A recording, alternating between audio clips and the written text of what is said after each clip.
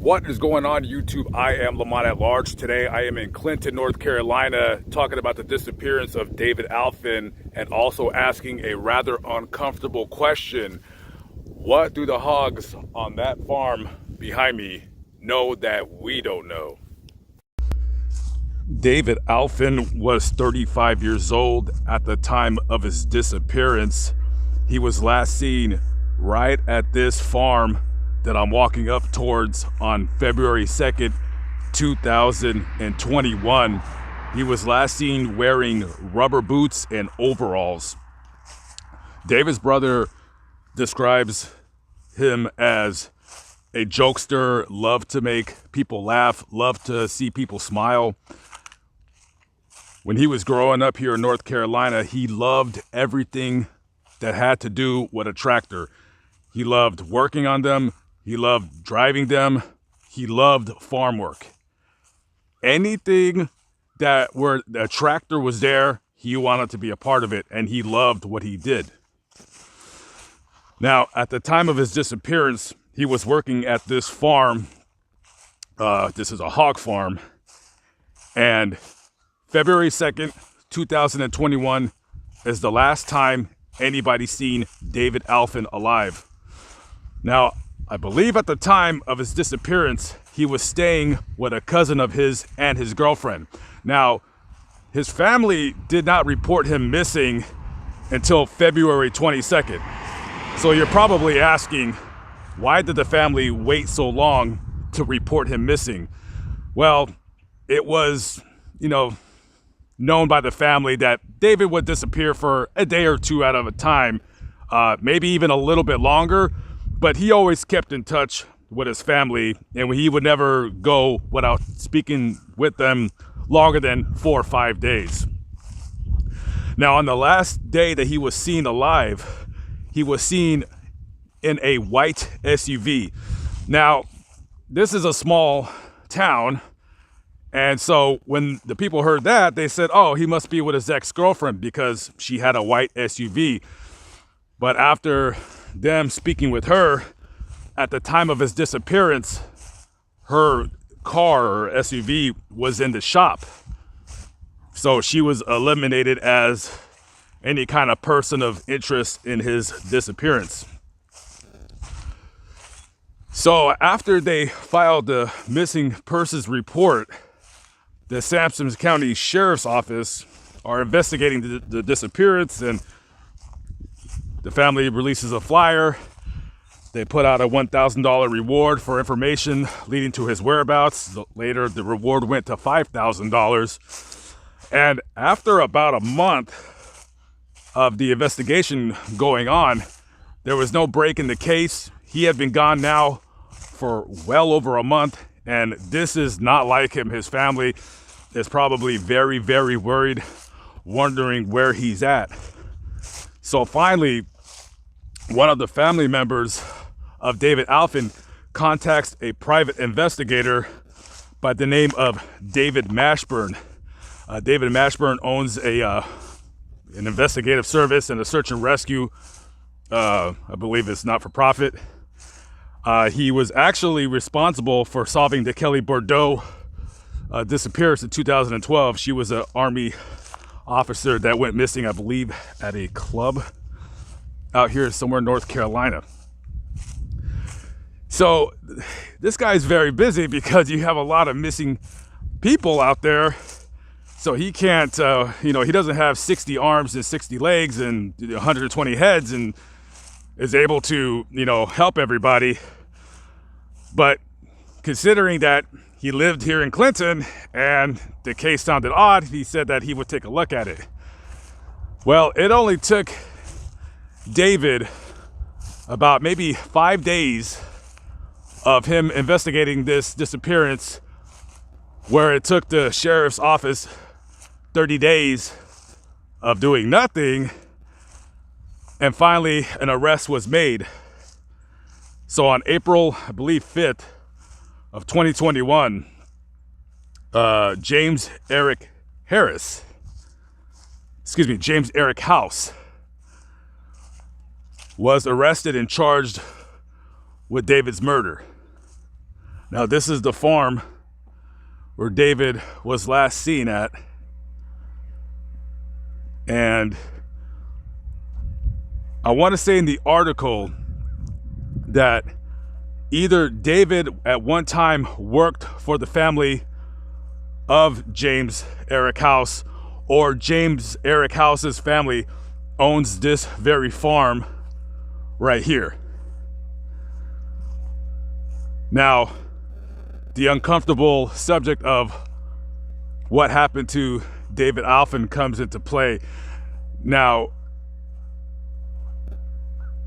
the Sampson County Sheriff's Office, when they arrested James, you only arrest somebody if you feel that with, using the county or the city's time and resources in prosecuting the case, and the prosecutor is going to take the case, they feel that they have enough evidence without a body to determine that a murder took place.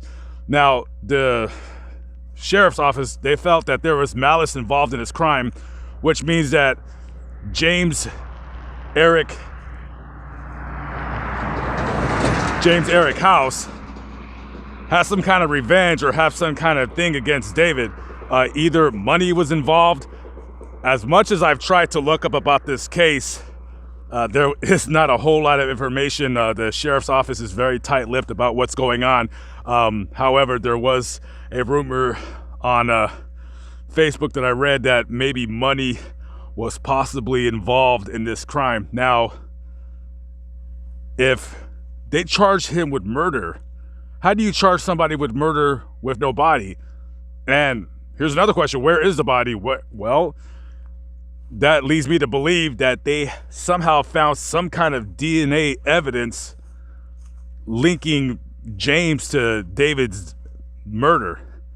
And of course, the other question is, where's the body? If he's dead, where is he? Well, as many of you know, hogs will eat anything. If a baby hog, and this is, there's plenty of stories online, there's plenty of stories of baby hogs accidentally falling into the trough or a slop bucket where the hogs or the pigs are eating out of, and they'll just eat their own young. It is very, very common on farms to see that.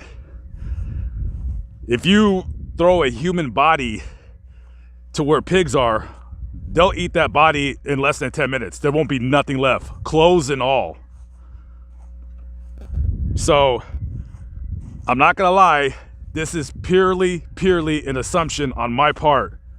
All I'm saying is this: I'm not a detective, but 1 + 1 = 2. If there's no body, and I believe that James's family owns this place, don't quote me on that because the article was a little bit confusing on that. If you kill somebody because they owed you money or what have you, and the person that you killed works for a hog farm, why are you gonna bother and dig a hole when you could just go ahead and throw them into the hogs? You could just let them take care of it. So, I don't know. This might be the place where James killed David and just threw him in the slop, and the pigs took care of him. I don't know if you could hear it right now, but I could hear all of the pigs squeaking behind this building over here. But I don't want to go on the property because I seen a pickup truck and there was a guy in there. He was kind of looking at me. So who knows? Who absolutely knows what went on back there? Right now we're on US 421, and that residence across the street is the place where James Eric House was arrested on the 5th of April last year and charged with the murder of David Alphin. And now we're gonna go to Mr. House's new house. Across the street from where I'm currently walking is the Sampson Correctional Institute. This is where everybody that is arrested in Sampson County is awaiting trial or awaiting sentencing in their criminal matter. So online, it was noted that James Eric House was arrested and transferred here, and he was granted no bail. So I was thinking he would be living here, that this would be his house right over here.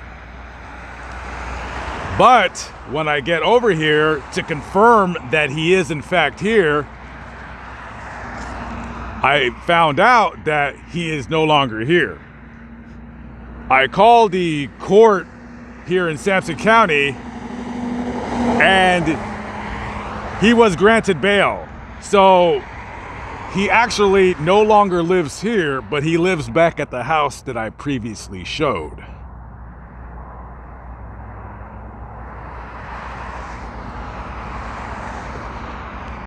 So it looks like we have reached a rather interesting part in this story. We have Mr. House, who was granted bond. He was released. He is free to roam the streets of Sampson County. We have a man, David Alphin, who has been missing for over a year now, who was presumed dead, yet we don't have a body. No body, no crime. I'm going to be very curious to see what the prosecutor here in Sampson County offers this man in terms of making some kind of a plea deal. But in my opinion, why should Mr. House accept any kind of a deal? In his mind, he didn't do anything. No body, no crime, like I said. Who knows what's going to happen? Anyways, I'll keep you up to date if I find out any new information on this case. I'm Lamont at large, always at the scene of the crime, and I will see you on the next vlog. Oh, by the way, if you live in Clinton, North Carolina, if you see Mr. James Eric House, just beware. That's all I'm saying. Beware. I'll see you on the next vlog. Peace out.